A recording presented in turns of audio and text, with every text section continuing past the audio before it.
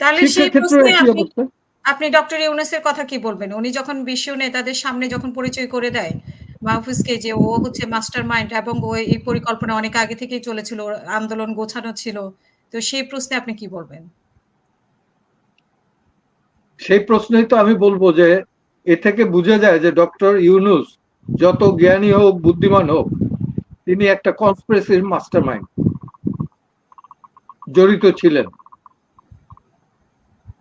এই সরকারকে উৎখাত করার যে প্রকাশ্য রাজনীতিতে তো আসেন নাই, উনি তাইলে এই কনস্পিরেসির সাথে জড়িত। He is also to me a conspirator. To me, এটা আমার ইন্ডিভিজুয়াল ওপিনিয়ন।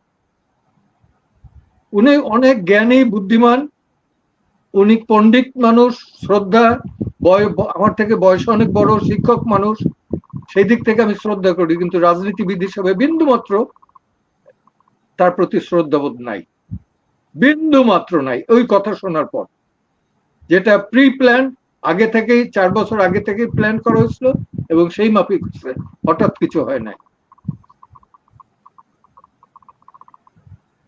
That's all. এবং আমরাও দেখবো, আমরা তো আছি এই দেশের সিটিজেন, এই দেশেই জন্মাইছি, একটু বয়স বেশি হয়ে গেছে এই যা সাখাওয়াত ভাইয়ের মতো। তো কিন্তু এই সয়েলেই মরবো, এই সয়েলেই মাটি নেব, আল্লাহ যদি দেয়।